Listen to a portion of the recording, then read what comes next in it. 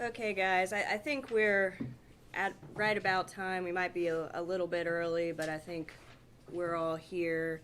So I'll go ahead and call the meeting to order. Sean, I think you've said we have a quorum, correct? Yes, I did a silent roll call, and I have 6 of the 8 partner agencies present. Okay. So first order of business is the minutes from January. Has everybody had a chance to review those? And if so, are there any changes or comments? I'd like to make a move that we accept the minutes as read. Okay. I'll second. We've got a second by Snodgrass, a motion by Tolliver for approval of January's minutes. All those in favor, please say aye. Aye. Any opposed? Okay, motion carries. All right, and then on to the financial statements. Jessica. Good morning, everybody. Happy February.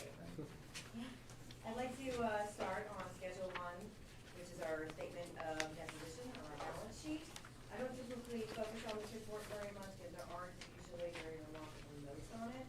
This month, if you see the total current assets, which is mostly cash and accounts receivable, it looks a lot lower than usual. This is because the funds in the investment account, I moved them from the short-term investment line down to the special funds line down below. This has more to do with presentation than anything else. These investment funds are 100% liquid as Drew was promised when we started the account, but the intention of it is that it's a long-term investment, so I felt like it was more appropriate to have it on the special funds line. So that's why that looks a little odd this month. Sean and I did meet with Truist earlier this week. We discussed the market trends and how our portfolio is performing comparative to the market trends. The most recent information they had to present to us was for the fourth quarter of 2023. Our overall return in that account was 8.73%. Keep in mind, this is the report of the 20% of our funds that we do have allocated for investment in the market. The other 80% remains in the money market account, earning the prevailing interest rate, which right now is about 5.25%. This is an excellent rate, especially given that it's no risk. They did remind us that these rates are expected to drop sometime this year, so we need to keep that in mind as the year progresses and we continue our investment policy discussions. For the moment, 5.25% in essentially free money is working out well. If you look on Schedule 2, our statement of revenues and expenses, that reserve account, the 80% of the funds, earned just over $48,000 in January. And the investment funds, the other 20%, posted modest gains of $3,000, which is not bad considering that the market was down. The team at Truist is standing by to present as often as we like and work with us as our policy evolves, and we do intend to check in with them regularly. If you look on the same statement of revenues expenses, you'll see our operating expenses exceeded our operating revenues by just over $1 million. This is in line with our range of expenses to date this fiscal year. As of January, our revenues are still exceeding budget expectations by about $446,000, and over last year by $540,000. The cushion on being under budget from our operating expenses increased marginally over December's to $167,000, which is about $11,000 improvement over last month. Overall, our net losses are $613,000 less than we've expected year to date. So we're losing, but it's not as bad as we thought it would be. For levy receipts, we received $124,000 in January. That brings our year-to-date total to $5.5 million. We continue to exceed last year's total by about 7%, and I double-checked this morning, we have received our February funding, which is another $208,000, which brings our total to $5.7 million versus 5.3 at the same time last year. If anybody has any questions, I welcome them. The only thing that I would say is I think we've talked about this Truist investment discussion and how often we need to be having conversations with them as a board. I know before the investment committee, and I think, Jay, you can correct me if I'm wrong, but I think we were thinking we'd like to see some sort of presentation from them about every 6 months. Does everybody feel comfortable with that, or does anybody have any, thoughts about that? That should be coming up probably. Yeah, it should be coming up probably soon. Next month, and I would venture to say give it till the April board meeting so they have full quarter 1 results. If the entrance will fluctuate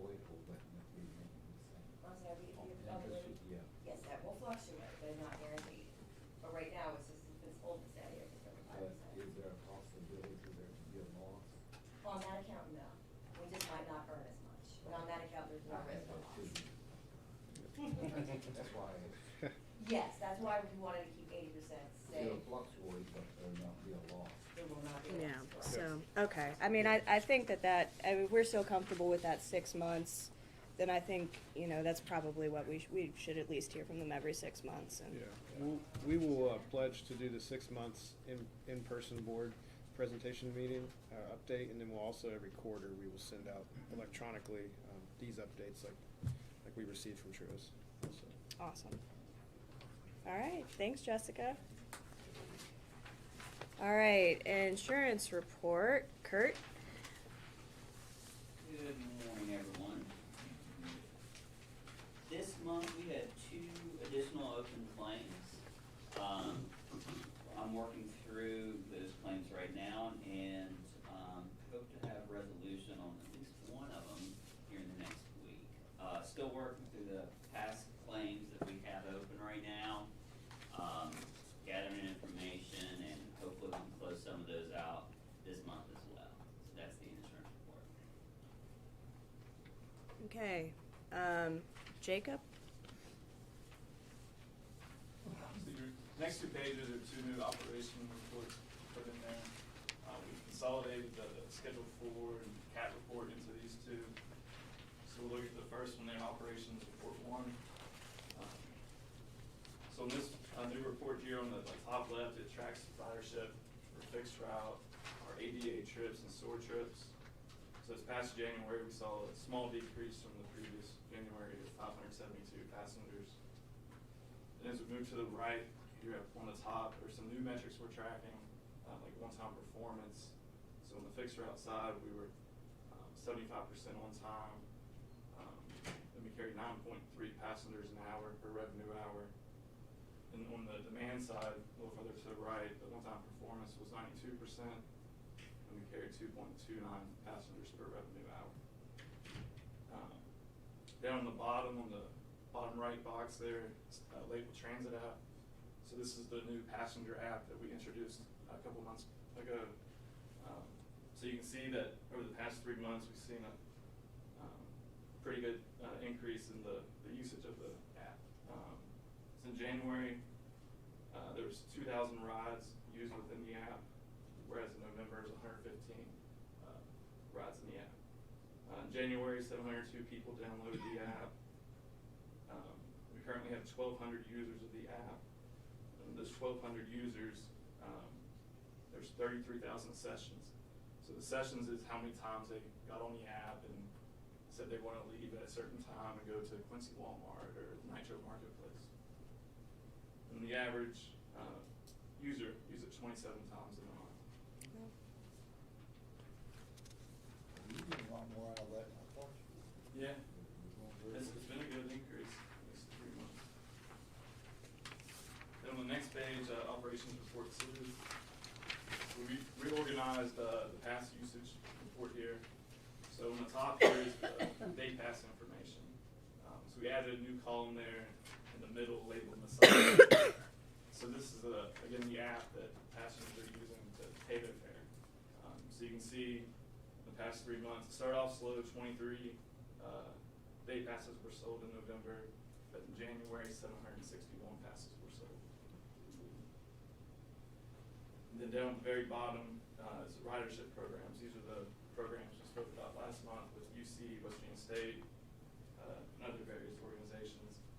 But here is where we are tracking the rides each month for those programs. Okay, any questions for Jacob? I really like seeing the stats on the Transit app. I mean, I think that's really cool. Yeah, hopefully just continues to keep on growing. I mean, and the neat thing about that Transit app, it's 761 different day passes sold. Those are 61 different transactions where it's not someone having to put paper money in and slow down the bus, making it better for our operators and for all the other passengers there too. All right, thank you. Well, we've got an update. I know Sean had told us all last month that we were still waiting on some information from Kimley Horn on the comprehensive operational analysis. we've got Mary Kate from Kenley Horn here to present this draft for us, and I think I'm going to let Sean do a little bit of an introduction and then hand it off to Mary Kate. Sure. So I really appreciate everyone being patient with this. There's been a lot of data that Kimley Horn's been working through, and Mary Kate's done a fantastic job of ciphering through that. I want to make sure I touch on before Mary Kate gives this presentation that what you all are going to see today is some of the results of an expert looking at data at a 50,000 foot level, and giving recommendations to us based off those numbers of what they see. This isn't a flat take it or leave it report. This is for us to digest as a board and for you all to make recommendations then on potential changes. You could accept all of them, you could accept some of them, or none of them. But I want to make sure that I express that today because there are some pretty drastic recommendations on here as far as KRT is used to expanding and expanding and expanding, and this comes up with some creative ways that we can expand our service but also save operating costs, which is our goal at the end of every day. So I'm going to hand it off to Mary Kate there, and I did ask too, Valerie, before this started, if we could hold our questions till the end. I think we could go in a whole bunch of different directions if we start asking on every slide, but if you have questions, write them down. I'm sure Mary Kate and I will be happy to address them at the end. But Mary Kate, the floor is yours. Great, thanks, Don. Do I have sharing ability, or would you rather share the slides? You do. I do, okay. Oh, yeah, I see here.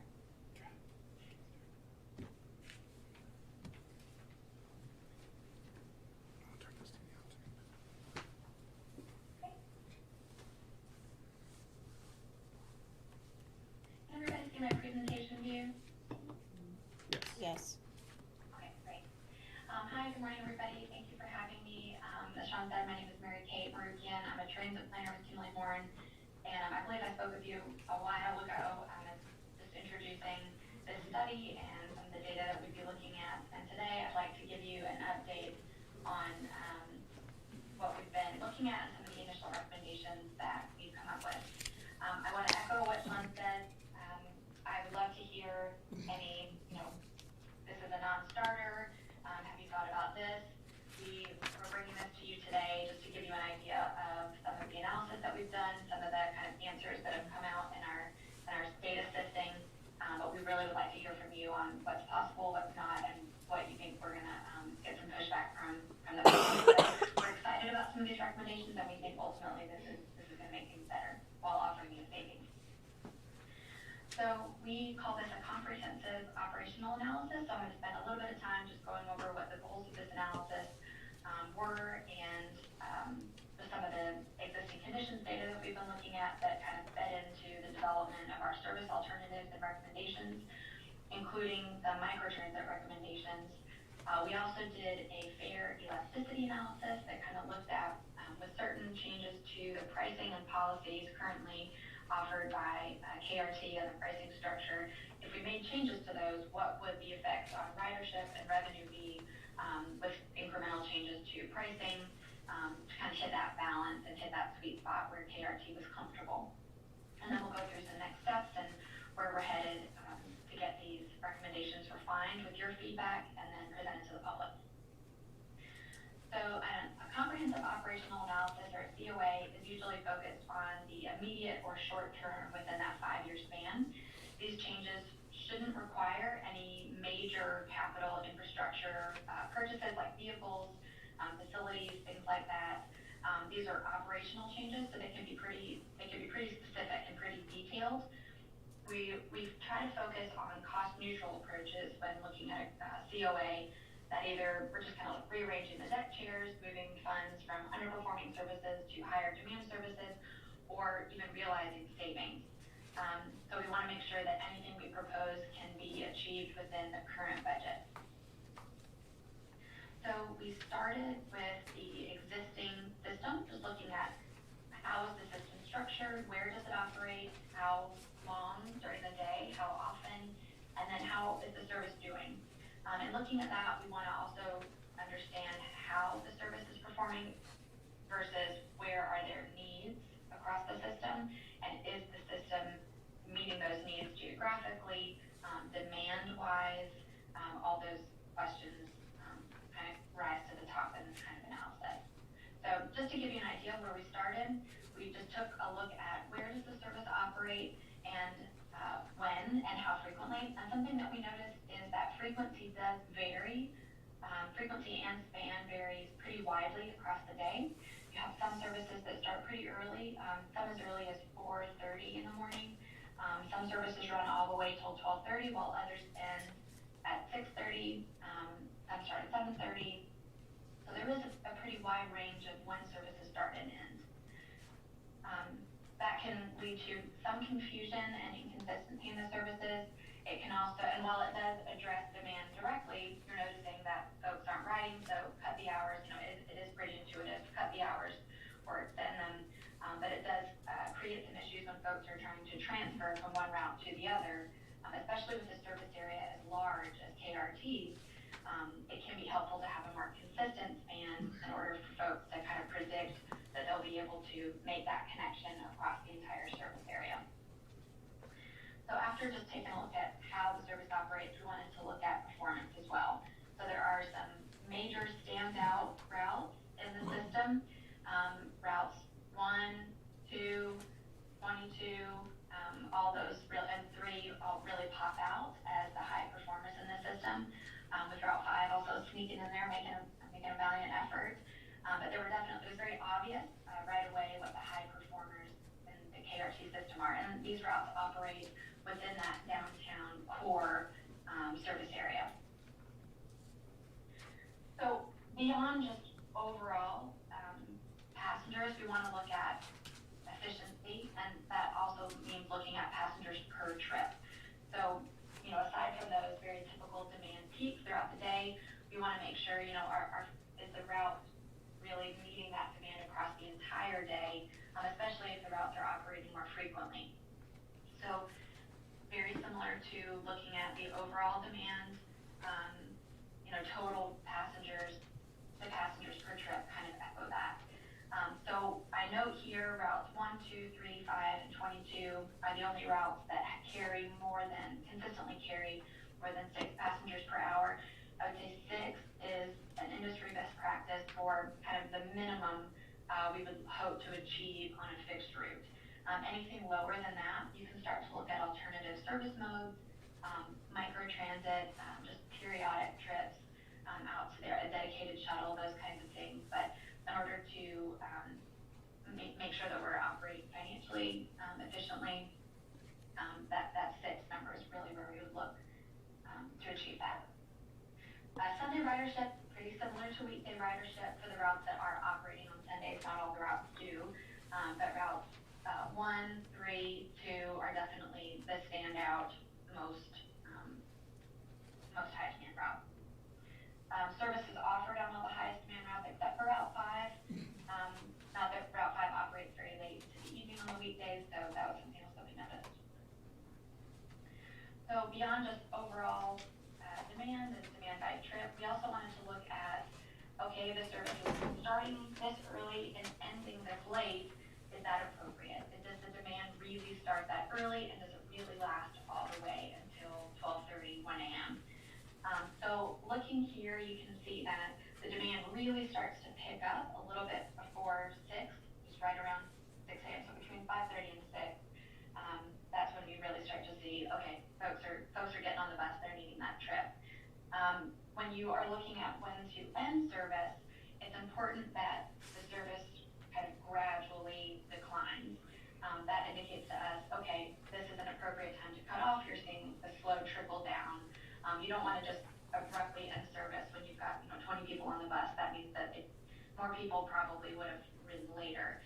But so here you can see there's a pretty big spike in demand right around 10, and then again at 11, but then it really tapers off after 11.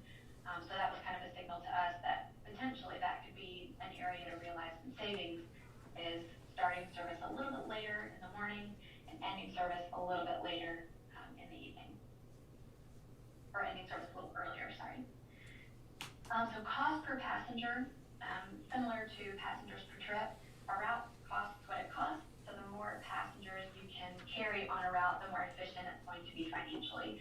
So we did perform a peer analysis looking at performance, so passengers or ridership, on-time performance of these other systems. We also looked at cost per passenger. So Connect Transit, Tri-State Authority in Huntington, BASS is in Fayetteville, METS is in Evansville, Indiana, and I'm sorry, Connect Transit is in Bloomington, Indiana. We chose these peers because they have similar overall ridership. They operate in similar demographic areas. Their service areas have a similar makeup, and their fleets are similar. One thing we noticed is that KRT does have a much higher average cost per passenger than some of these other systems, and they also operate across a much wider service area. This is due to some things that KRT can't help. It's in the mountains, so it's a little bit harder to get into the hills. You have to cross large areas of unpopulated areas to get to the more densely populated areas. But just overall, it's a very large service area, and it is hard to be as efficient as some of the smaller service areas when you're trying to reach potentially a similar population pool, but it's just spread way out. So we also kind of got into cost per passenger per route. The average cost per passenger is about $15, but that means that some routes are much higher, some routes are much lower. So the routes that are carrying the most passengers, they're going to be the more efficient routes, and their cost per passenger is much lower. You can see routes 1, 2, 3, their costs are below $10. And then some of the routes with less efficiencies, Route 11, Route 15, Route 18, those routes are consistently over $30 per passenger, which in some systems, those are more of a paratransit cost per passenger. So that's definitely a signal to us to dig a little deeper and understand what's going on with that route. How is it operating? What is the ridership? How is it spread across the route? Does the demand really warrant the level of service that operates there today? So we also looked at the service area and the demographic makeup of the service area. This also signals to us, are there areas where there could be a need, just based on some key demographic and socioeconomic indicators that perhaps the system isn't reaching, and we could look at serving those areas. So we looked at some indicators like low income households, zero car households, folks that identify as having a disability, senior citizens, low educational attainment, and where those factors overlap and where they're the most dense, you can see them pop here in either yellow or red. Red being the most, having the highest transit propensity is what we call it. So these tell us that there's either a high likelihood that those folks would use transit or would need transit, and then we overlaid the routes on top of that to understand, is the service hitting those areas? And for the most part, yes. I'd say KRT is doing a really good job of serving those high need areas, and the ridership reflects that. I'd say the areas where there is higher ridership, definitely within that downtown core, you can see there's quite a bit of there, and that is where the highest concentrations of transit propensity is. So then we took the transit propensity and looked at ridership by stop along these routes. So you can see mostly all where the red and orange dots are, that's where you're going to see those red zones. And this is by census tract, I believe. So the areas can be quite large. So where the black dots are, that's average of 0 passengers at that stop per day. And then, so you can see, for example, this is Sissonville Route 8, Route 23, Route 6, not a lot of ridership across the entire route. There are some areas where you might see a shopping center or a commercial area, but not consistently across the route. So again, this is a signal to us, if we are looking at either truncating a route, discontinuing it, we want to make sure to preserve geographic coverage wherever possible and maintain service where it's needed, but also maybe redistribute some of those funds to higher demand services, so that the areas with high demand can get either better frequency or just maintain service levels. So some some of the key takeaways looking at existing conditions, the demographic data points, we want to make sure that we maintain service coverage where it's needed at some level, while also meeting those high demand points in that core downtown area and then those major demand generators. We wanted to look at maybe shifting resources from some of the underperforming routes that have that high cost per passenger, potentially low on-time performance, just low ridership in general, to the higher performing routes. But again, we wanted to maintain service wherever possible. Also simplify span and frequency while still maintaining an appropriate level of service, making sure that we meet the demand by starting and ending service where it makes sense, but having something predictable so that a customer won't have to be, have a PhD and scheduling to understand how to make those connections, how to use the system. They know that service generally starts around this time, ends around this time, and it's going to come this frequently, no matter what route they're going to use. So with all that, we looked at developing some service alternatives with the specific routes along the system. So we looked at specific routes, alignment, frequencies, stop, usage by stop, and then also with that in mind, kind of asking ourselves while we're looking at the route, could this area be served differently? We did consider microtransit, looking at specific geographic zones that would be appropriate to cross into a microtransit zone, and we looked at several service models for that microtransit. Would it be more appropriate to have interzonal travel, traveling from zone to zone, point to point, and we'll go through that analysis with you as well. And we also looked at where it would be appropriate to increase frequency, decrease frequency, expand the span of service, or kind of shrink it down. And so kind of this summarizes all that. Just wanted to make sure that we're realigning routes to be efficient, meet demand, also either use microtransit to supplement an existing route or replace it, but then discontinue underperforming services where possible while still preserving service in areas that have some sort of demand, whether that's fixed route with reduced service or microtransit, kind of innovative service provision. So we started with Route 1. Route 1 is one of the higher performing routes, so we didn't want to mess with it too much. But one thing that we looked at was the alignment of the route. We want to keep service bi-directional where possible. So that means just providing service in both directions on the road instead of operating a loop. So what we proposed was two 60-minute patterns. So right here you have a current Route 1 West Charleston. When we looked at ridership by stop, we noticed that the demand actually kind of extends beyond the West Charleston area. So we wanted to extend that segment a little bit, and you can see in the bottom map, that's our suggested updated kind of, we would call it Route 1A, so maybe simplify that route naming as well. So extend that portion to the Spring Hill area. We noticed that there was a good amount of demand there. That would be one 60-minute segment. And then the second 60-minute segment would be would run all the way to St. Albans. So the service would no longer serve Ordnance.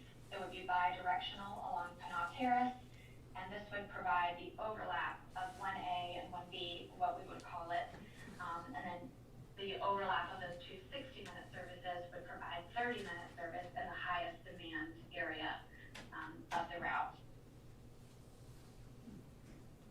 And this is just a look at ridership by stop. You can see the ridership is very heavy along Kanawha. I'm sorry, did somebody have a comment? Keep going, Mary Kate. Thank you. Okay, sure. Oh, sure, no problem. So you can see the ridership is pretty heavy along Kanawha Terrace. The stops have 58, 28 a day, and these are daily totals, by the way. And you can see it's not as heavy on the top of the loop. And if we are going to aim for bi-directional service, creating that really convenient, two-way travel option for folks, we looked at focusing the service along Kanawha Terrace. Up next was Route 2. So Route 2 is one of the high-performing route. It operates in the downtown area and runs to Kanawha City or the Kroger. And again, here we propose two 60-minute patterns. We did look at Route 17 as one of the lower performing routes, but there still was some demand there, and it does serve the University of Charleston.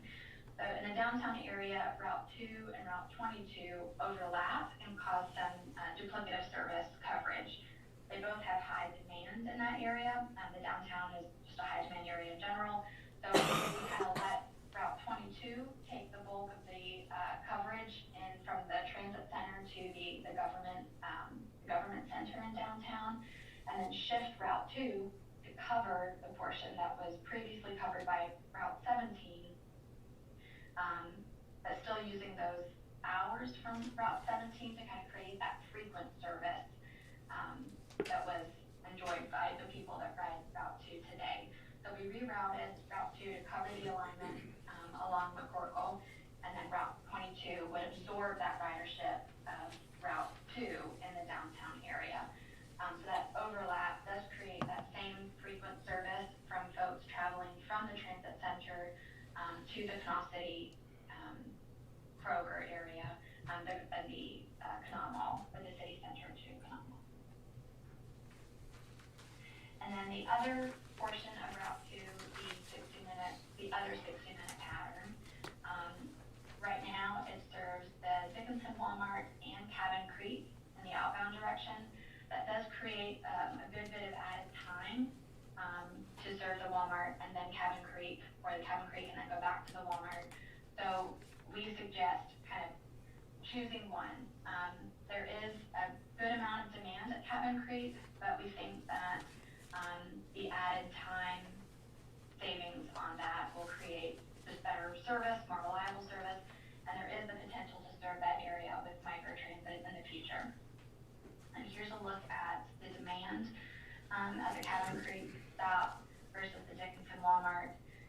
So there are two stops that are pretty close together there in Cabin Creek, and you can see there is some demand there, but we think that the time savings is worth that tough decision. But the Dickinson Walmart does have consistent demand there during the day, and it does provide that connection with Route 22.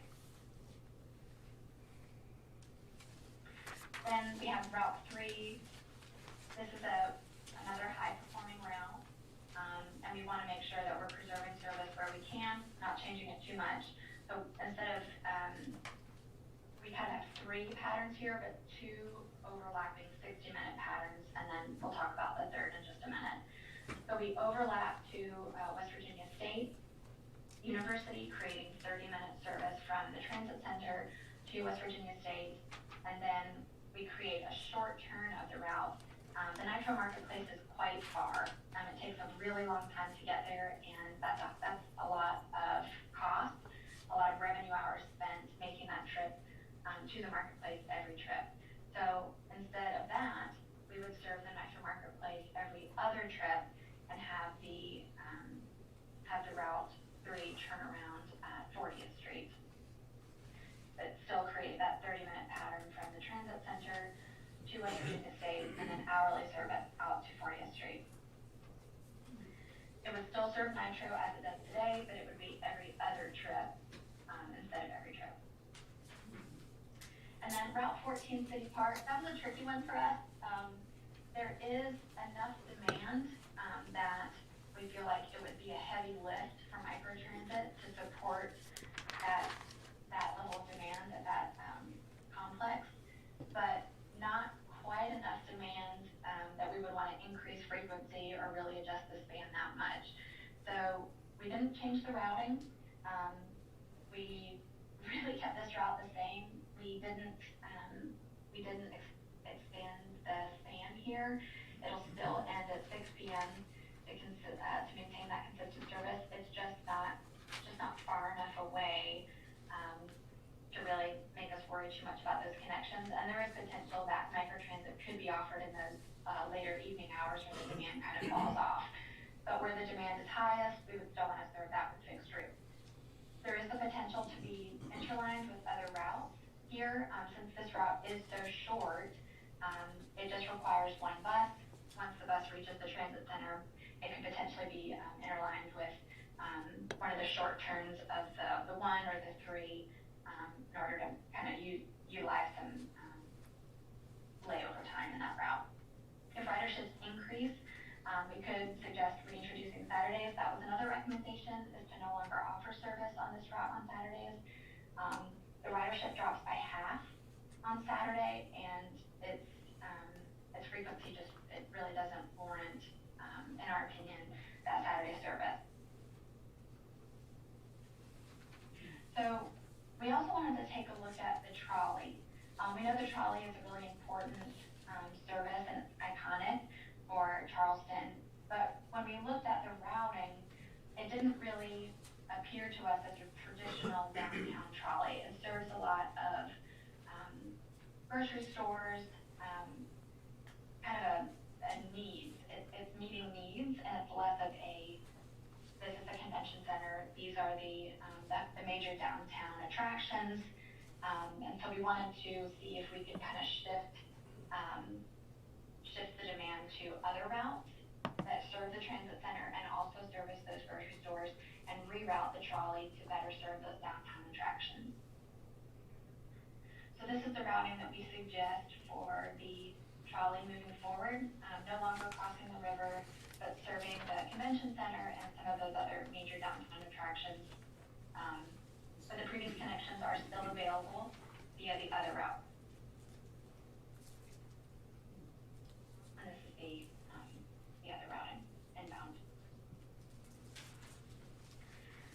We also looked at Route 21. We noticed that the routing was kind of spaghetti-ish towards the southern end of it. That's a very technical term, spaghetti-ish. And we wanted to see if we could straighten out that alignment a little bit, maybe realize some time savings, and also reroute it to make sure we're, again, hitting those high demand stops, but also creating some more efficiencies in the route. So what we suggest is one 60-minute pattern here. The route would no longer serve the jail. The demand was just not high enough to sustain that level of service there. We would serve the Walmart, and at the suggestion of staff, that there's not a really great place to lay over there at the Walmart. So we would serve the Walmart and then end the trip at the Target, and then the Target would be the place to start the inbound trip again. And there's a better layover environment there. There's more space. So we think this would save some time. It does actually save time on this route, and just creates a little bit more operational efficiency, better for the operators. The Route 22, again, this is a very long route. It is a fairly productive route. So we would create two 120-minute patterns on weekdays, providing 60-minute coverage in the highest demand areas. We don't suggest any changes to the alignment of this route. It's pretty efficient, pretty straight. But the overlap creates that hourly frequency all the way to Quincy Mall. And then 2-hour service to Montgomery. There is demand to justify fixed route service out to Montgomery, but the level of demand, I would say that 2-hour service is appropriate. It seems to be more of almost like a commuter type demand. So we do reduce frequency at some times of day, but it is later service into the evening, and it's more consistent and more predictable across the day. But we do suggest reducing frequency on Sundays, so 4-hour service on Sunday. And then it will align with what we suggest to be a new cutoff for service on Sunday to be at 9 p.m. And this would be consistent with that. And here's a look at the demand of Route 22 across the whole route, or across towards all the way to Montgomery. So you see there the daily total for Montgomery is 29. So as I said, this is average weekday ridership. This, in our opinion, does warrant fixed route service consistently across the day, but perhaps not hourly or every 30 minutes. And this is a look at the demand on Saturday. Fairly similar to weekday, just maybe a little bit less, 22 in Montgomery. And on Sunday, the ridership drops down to 9 in Montgomery. So some of the service standards recommendations, we recommend a consistent naming convention for the routes. If there are varying patterns, just either A, B, or B, but I think mostly it would just be A or B. Standard operating hours for all routes beginning at 6 a.m. and then ending at 11 p.m. Monday through Saturday, and then 8 a.m. to 9 p.m. on Sunday. And looking at the demand peaks, this is pretty consistent with where the demand starts and stops on those days of the week.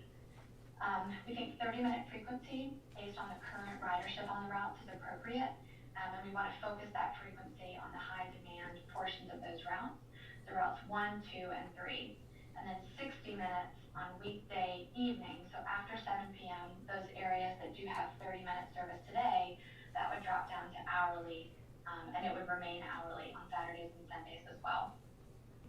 So 60-minute frequency all day for the coverage routes. So Route 21, 22, and then the trolley, that would also operate on an hourly frequency as it does today. The routes 14, 17, 19, 21, 22A, and then 22B, that would have 2-hour weekday service. 22. So we wanted to give you a summary of how we calculated the potential cost savings for these routes. Anything indicated in red is a route that we suggest being discontinued. So we added the cost per passenger for those routes, and then the estimated change in revenue hours. So if it's green, that means we would save those revenue hours, and we would save that cost. Anything in blue, we're keeping it, and then the black cost per passenger, revenue hours, change in operating costs, that means that's additional. So with all those changes that we discussed, we would end up saving over 16,000 revenue hours annually and saving almost $2 million annually, just shy.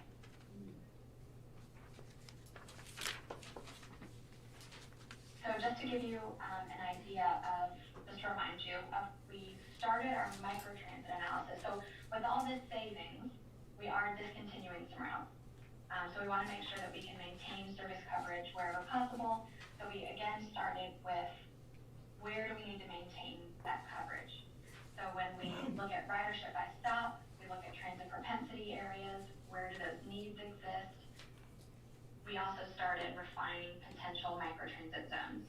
So we used replica data, which is a very creepy but useful data tool. We look at cell phone geographic data. We also look at credit card purchases and where people are making purchases and making trips. So anything with a chip, we can track you. The government is watching, and we are using it for this analysis. So we can tell where people are starting and ending trips within the whole service area, and we can also tell what type of trip, or the data platform makes assumptions about what types of trips are being made. So we can tell based on when a cell phone leaves an area, the time it takes to get there, and just what the data platform knows about the area that it's traveling to, what type of trip. Is it work? Is it school? Is it a recreational trip? Those kinds of things. We wanted to take a look at how many of these trips are happening within these tiny little hexagon areas you can see. And these are not specific to transit trips. These are just trips overall. Because if we're making a microtransit zone, anybody could use that zone. Anybody can utilize that service, not just that they live along a fixed route. So we know what the demand is for the fixed route in those areas. What we didn't know is what the demand could be from the general public that lives in that area. So looking at the transit propensity along the route, and then combining that with the overall travel demand within that area and along that route, we were able to kind of trim that zone back to a more manageable zone, so that KRT's vehicles wouldn't have to be running all over the service area, which would increase the need for vehicles to make sure that they can still have a timely response for passengers requesting rides and that sort of thing. So we designed these zones to cover the highest demand areas while also not kind of cannibalizing the fixed route system, taking folks that could be riding the fixed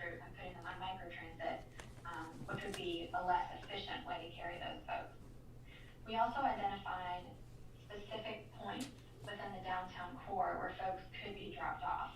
This kind of limits the ability of people to just travel all over, but it also makes it easier for vehicles to serve passengers quickly, reduce those wait times, and reduce trip times.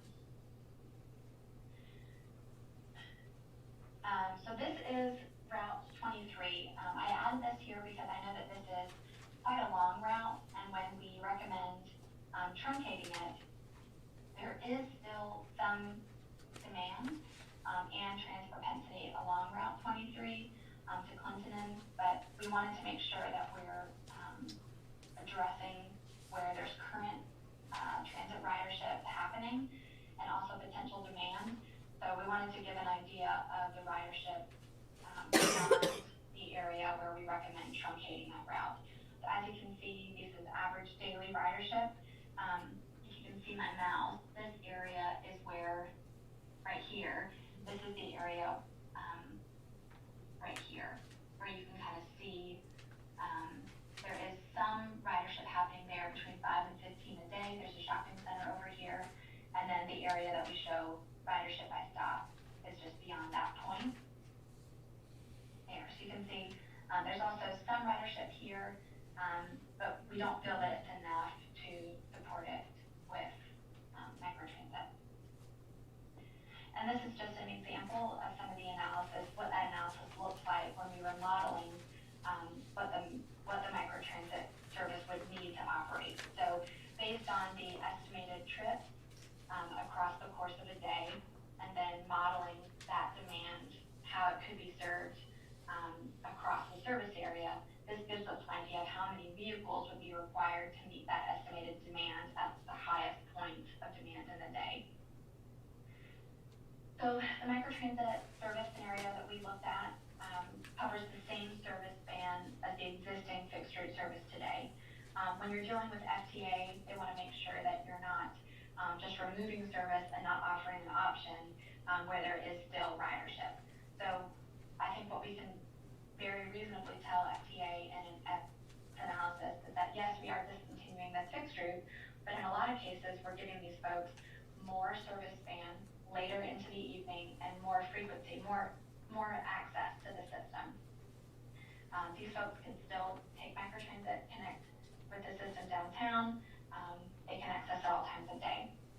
We estimated the fleet size when doing our microtransit analysis in order to maintain reasonable wait times for passengers and reasonable trip times. We would need about 10 vehicles with a 10 passenger capacity. KRT has this within their current paratransit fleet. We did estimate an additional 2 vehicles would be necessary. That could be with an 8 passenger capacity if necessary, or 10 passenger between 2 and 5 p.m. Only. Every other time during the day, the existing fleet, the existing paratransit vehicles out on the road can handle the demand that we've estimated. Our modeling showed us that a wait time of 30 minutes for passengers and a drop-off window of 45 minutes would be possible. And this is a look at what our analysis told us. So estimated microtransit demand only by the hour we have summarized here. And this is what we estimate across the whole AM time period, midday, evening, and then an average time late here on those trips. But some would be more, some would be less, but we're confident that this microtransit demand estimate would be able to be absorbed by the current paratransit system. We worked with VIA to understand where the paratransit demand, where those trips were peaking in the current service that's being operated out on the street today. And it looks like the peak demand for paratransit aligns for the anticipated peak demand drop in microtransit. So as paratransit gets really busy, what the estimated demand for microtransit isn't as busy, and that kind of helps balance that demand and kind of squashes the need for additional surface. So in order to do this analysis, we looked at the number of vehicles that are currently scheduled for the paratransit service. We looked at that demand coverage potential, assuming that those vehicles were 10 CP a vehicles. And then we also added in an estimated number of microtransit rides. So looking at the paratransit ride covered in that hour and the estimated microtransit demand within that hour, we wanted to make sure that the number of vehicles out on the road cover that estimated demand. The only time that looks like it's going to give us any trouble is right in the kind of middle of the evening. So we would need to add a vehicle each of those hours if you want to be on the safe side. But even with those additional vehicles, this is still a cost savings because we are recommending reduced kind of operating a little bit later in the morning and ending a little earlier in the evening. So this would still be a savings to the paratransit system with the addition of microtransit for weekday, Saturday, and Sunday. So we also looked at fare recommendations. We reviewed the same tiers that we went over earlier to examine where KRT's pricing, policies, and current technology offerings aligned with those tiers. This analysis led to some potential fare changes that we tested to make sure that, okay, if we raise the day pass this much, how much is that going to affect ridership, to kind of strike that balance and make sure that staff was comfortable with those trade-offs. We also developed some mitigations for price-sensitive and unbanked passengers, so those folks that they're going to be cash only, they don't have a bank account. We also looked into fare capping, which means customers pay as they go. A lot of folks operate, that they don't have disposable income in the beginning of the month to purchase that monthly pass. So they're paying every trip, and oftentimes they're riding frequently, and they end up paying more than the cost of a monthly pass by the end of the month.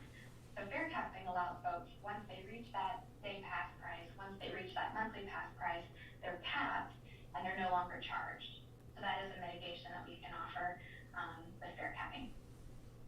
We also wanted to make sure that any recommendation that we came up with fare recommendations would encourage adoption of mobile ticketing. As Sean mentioned, the less folks are dealing with cash, that speeds up the bus, it reduces opportunity for conflict with drivers, and it just makes things more operationally efficient. It also reduces the need for cash handling, which can be really time consuming, and that's extra spending on the administrative side for counting money and just having to carry cash on board the bus. So as I mentioned, we looked at overall pricing. We do recommend keeping the $1.50 base fare. When we examine peers, we think that this is a pretty standard day pass cost, considering that the service offerings that KRT has. We do recommend updating the pricing for day and monthly. We also don't think that you need a 5-day. Nobody really uses it, and the current pricing structure doesn't really make sense as far as cost savings of 5-day versus a monthly. So we think you can remove that and just offer a single ride, day, and monthly. We do recommend implementing fare capping for those users that utilize the mobile ticketing app. This is really the only way that fare capping can be administered is through that use of mobile ticketing, where they can track payments by account. You can set caps equivalent to a day pass, the monthly pass, and the app will do the calculation on the back end for you. It is important that when you do have a technology improvement, that you also have options for folks that are more price sensitive or possibly unbanked. And this is where TVMs come in really handy. So making sure that folks can purchase tickets with cash, add a TVM at a transit facility, even partnering with grocery stores, convenience stores to offer those passes. This is going to be really key for FTA equity requirements. And then also free transfers. We noticed that KRT doesn't currently offer free transfers, so within 2 hours, if you're using a mobile pass, that can be set to recognize when that 2-hour time limit is done after you've boarded a bus. So folks can have that free transfer within that time period. This also provides an additional mitigation from our price-sensitive customers, and also encourages the use of mobile ticketing. So you can see here, we recommend raising the cost of the day pass to $350. We think this is more appropriate given the cost of the base fare. So this encourages folks to continue to ride to realize that value. However, we did see that the monthly pass was priced quite high in comparison to your other passes and in comparison to your peers. So we do recommend bringing that cost down a bit to $50. The next step, we'd like to hear from you and understand if there were any of these recommendations that give you pause, you'd like us to look into something a little bit further. We'll make adjustments to the recommendations based on the feedback we get from you. And then once those recommendations have been refined, we'll take these out to the public to hear from them. And that was a lot of information. Does anybody have any questions? Yeah, thank you, Mary Kate. That is certainly a lot of information, and kind of to bookend what Sean said at the outset of this.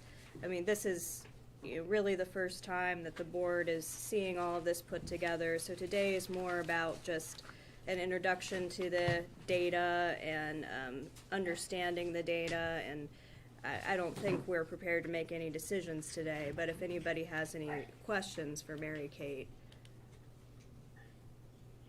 What did this analysis cost?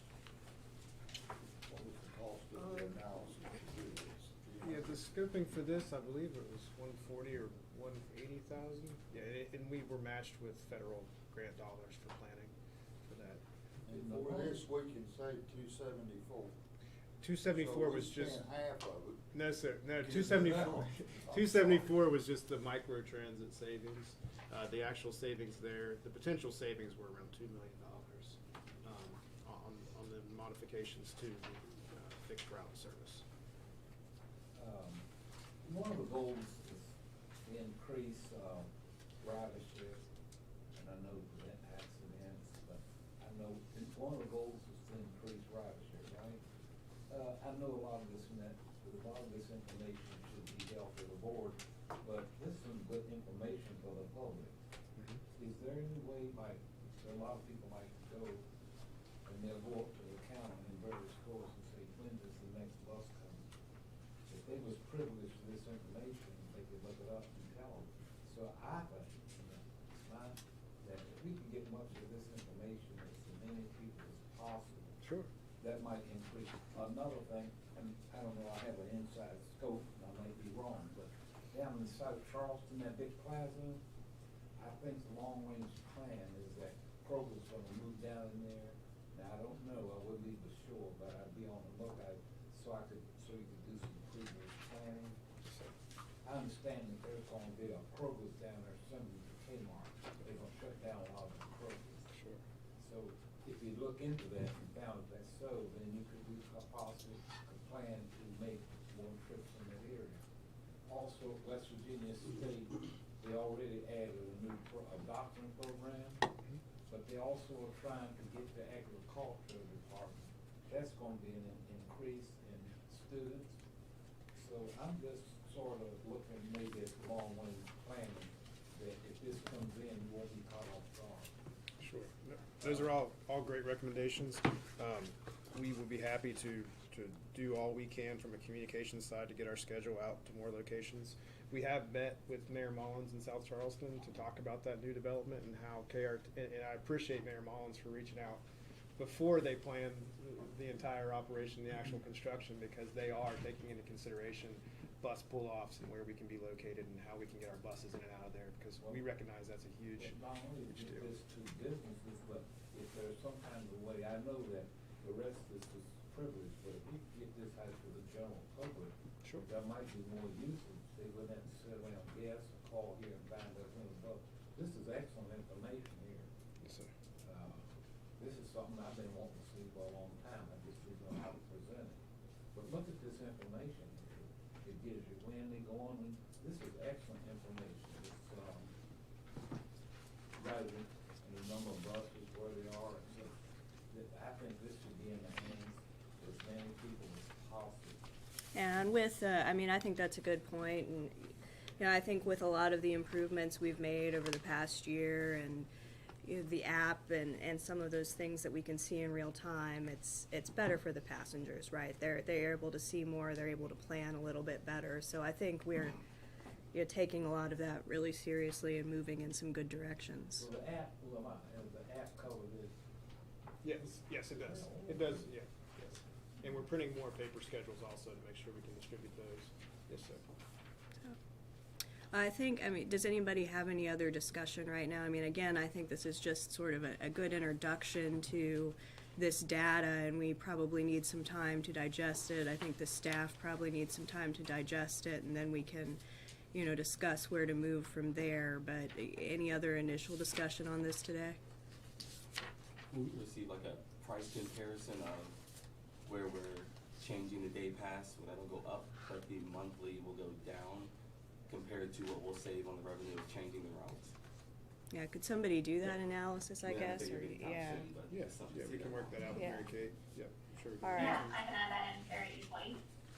Okay, well, I really appreciate it. Mary Kate, thank you so much for presenting to us today, and you've certainly given us a lot to go through and digest.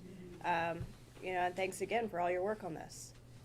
Sure, great, this has been a really fun project to work on, and, I'll add the fare savings analysis into, these slides, and I'll send that to you, Sean, to distribute to the board. Great. Thank you, Mary Kate. All right. All right, thank you, thanks so much. Okay, I think, given that, I mean, that was the last of our old business, so we can move on to new business. Jacob, do you want to talk a little bit about the ticket vending machine? Yeah, so Mary Kate touched on TVMs, ticket vending machines. The Neo Ride Group we joined a couple years ago put out a bid for TVMs, and something we would like to take part of. And for those reasons Mary Kate mentioned, it helps our passengers more easily buy tickets rather than putting the cash in our fare boxes on the buses. Brett can attest to it. When the passengers are putting fares into the fare boxes, it tends to cause malfunctions on the fare boxes. It slows them down on their trips. They get behind schedule on their trips. So having these TVM machines at City Center here at our main office that allow our passengers to buy those tickets in advance. So there's two TVMs here. There's a small unit here, and then another version a little bigger. So on the left part of this picture here is the unit itself. So the big unit here, the big TVM, down the road when we introduce smart cards along with the local ticketing, passengers can purchase smart cards in these bigger units and allow them to reload funds to that card. So then when they get on the bus, they can just tap that smart card on the validator here on the table. And it'll speed up the boarding process and cause less malfunctions on the fare boxes. And then the smaller units themselves, it'll allow them to reload those cards. They can't purchase those smart cards on the smaller units, but they can buy a one-day pass on it or reload their smart card with appropriate funds. I didn't, maybe a little short here. Where will these be stationed? These are on the buses. Oh, that's what I can tell. Yeah. So there's a big price difference in the two machines themselves. The smaller unit here is roughly $15,000, but the bigger units, quite a bit more money, like $60,000, $50,000. The reason is because of the smart cards. It allows the passengers to purchase the smart cards and requires more mechanics inside of it. So what we're asking is to be able to spend up to $150,000 to purchase two of the large TVMs, but one at the city center and one here at our main office, and one of the smaller units to also put at the city center. It's a motion, right? And Well, I didn't make the motion, no. Just, Yeah, I mean, that's just what they're. We have to make a motion that ticket vending machines will be purchased, is that the motion? A motion's required to do it. Yeah, so before, Change these machines and flex the money and. We will. So. Vandalism, Mm-hmm. let's put it that way. so one of the things I asked Sean, because I knew this was going to be on the agenda today, I mean, I think that this was previously budgeted for in a different budget year. I don't think it's part of our budget right now. So, but it's an expense that we saw coming down the road. So one of the things I asked was, where's the money going to come from if the board would want to pursue this? Yes, and there is FTA funding, and Kurt, So, yeah, you want to speak to exactly which fund? A couple years ago, we went out and actually did an RFP and got federal funds for some of the project. Moving forward, the next operating grant, because these are not going to be purchased until It's like a 10-month lead time. well, we're not going to get it for about 10 months. So the next operating grant that we're getting, so let me back up. The first grant we had about $35,000 there, so we can use those funds in order to, apply to at least quarter the, I mean, not a quarter, but a fifth of the money. Moving forward in the next operating grant, we will go ahead and add those additional funds in that grant and cover the cost for these TBMs. So grant money will cover. Correct, grant money, 80-20 match is basically what we're on the line for. Yeah. Okay. And these were planned even to the extent, if you go down to the city center, you'll see some areas in the ground that are capped out that were built literally just for this, to have these TVMs there. We held off when we realized we were changing our LGPS system to Equans. We didn't want to purchase a TVM that at the end of the day wouldn't work with the cards we were going to have. So we were patient with that, and I'm thankful we were, because now those passengers will be able to have their own reloadable card if we're able to go forward with this purchase. That remind me of, like, if you're up in DC, they have the big, Yep. and you kind of get your cards and all that.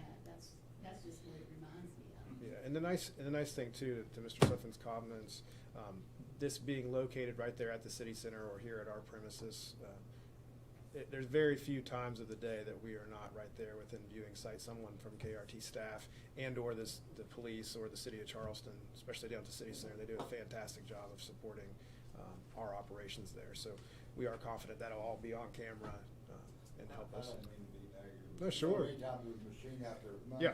somebody's gotta watch. Somebody's going to try to it. drive off with it. Yeah. So that one is- question, sorry, Mr. Tolliver, I didn't mean to interrupt. One question that our legal counsel raised is about the RFP and whether or not this ticketing company was, I guess, the successful Right. bidder of the Yeah. RFP.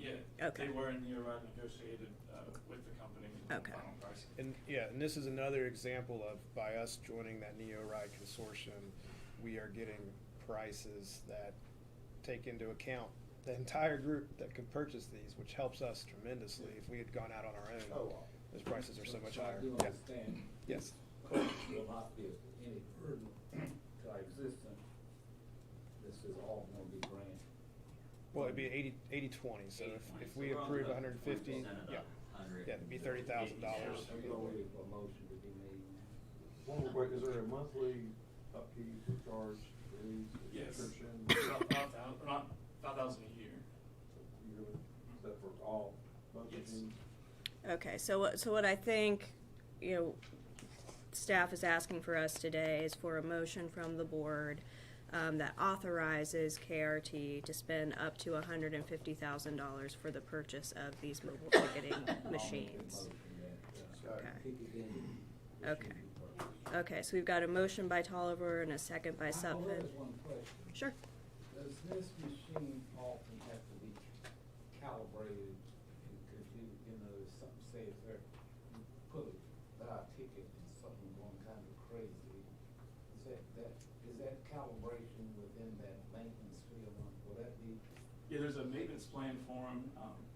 We'll have to periodically go and take the money out, cash out, restock it with tickets. So during those times, we would do what you're saying, maintenance them. Okay. I made the motion, I'll say the question. Okay, all right, so we've got a motion by Tolliver and a second by Sutphin to authorize KRT staff here to spend up to $150,000 on these ticketing machines. Is there any additional discussion? All right, if not, all those in favor, please say aye. Any opposed? Okay, motion carries. Okay, so next couple items are for Travis. We get to hear from Travis. Yeah. So Travis, do you want to talk about this roof replacement item on the agenda? Sure. So our roof that's over us right now is about 27, 28 years old. It is way past its useful life, but we've done a really good job of maintaining the roof. The only problem right now is whenever it rains, it's not if, it's when it will leak. And over our heads, we have our server room, which is in itself worth over $115,000. The roof is going to be about $250,000, estimate $275,000. And we're just going to, right now, we're going to replace the admin roof. Go back, same style, just without the rock. It currently has a rock layer over it, which makes it really hard to identify leaks, repair, and increases the time that any repair would have to be here. The garage roof also needs replaced, but currently we're just focusing on our admin roof. So that will be coming up in the next week. We'll have an RFP out, then we'll be coming for you with some more information. Yeah, and I appreciate the work Travis has done to put these items together. There a few weeks ago where we had that snow event, it didn't snow inside, but it did rain inside of our inside of this facility. And what Travis mentioned, it was very scary to us, all of that electronic equipment that could be ruined by that water infiltrating our facility. So I appreciate him going through that. Kurt and I actually had a talk with FTA because we considered an emergency expense. FTA told us that they would allow that, but after speaking with President Goldman, we wanted to make sure that we went through the RFP process to hopefully get a better price for something that we knew was inevitable, but we were holding off, and to be honest, we were holding off because we were hoping at this time of this year we'd be talking about that new facility that would have a brand new roof on it too, but there's some realities that in the meantime, we can't afford for $150,000 worth of equipment to be ruined. So we wanted to give you an update of this. We don't have any action today, but Travis has been doing a great job putting that together, and he can touch on the next item also. Yeah. All right, Travis, you're up again. This is following the same theme. We're having to rehab a building that we thought we might be able to replace. Our next one is the lighting project again in the garage in the main floor. A lot of the fixtures there have failed over the 5-7 years we've had them, and I believe that when they were put in, we didn't get a fixture that would sustain in that environment, and they just had a large failure rate. And to replace these lights, honestly, it's the same cost as putting in a new LED fixture. The prices of LEDs have dropped, and they're a little bit more accessible to everyone. So the next RFP we will have is to replace the lighting in the main floor and in the wash bay to give our mechanics and cleaners a more safe environment to work in, and also a better environment to work in. Okay. And so we will be bringing those RFPs to future board meetings. Again, I just wanted to make you all aware today that we're working on that behind the scenes. All right, well, I mean, everyone, I think it was a little bit longer of a meeting than usual, but we had that good presentation by Kimley Horn, so, are there any comments or questions online, Travis? I have a quick question. Yeah, sure. What would be the best way for us to send any comments or questions about Sure. updates? Yes, I will be happy to compile those. I think you all have my email. I'll shoot out an email to the entire board soliciting those questions. I'll compile them, send them to Kimley Horn for feedback. I know she wants to hear feedback from the board, and I'll also reach out to some of our stakeholders, such as Mayor Summers, who I know is keenly interested in what was announced today. And again, I want to make sure I stress, coming from the administrative side of KRT, some of this is hard to swallow when you look at potential changes of this scale. But when we sit in here every May and go over a budget, and I have to look at you all and say, hey, we're negative 1.5 million, et cetera.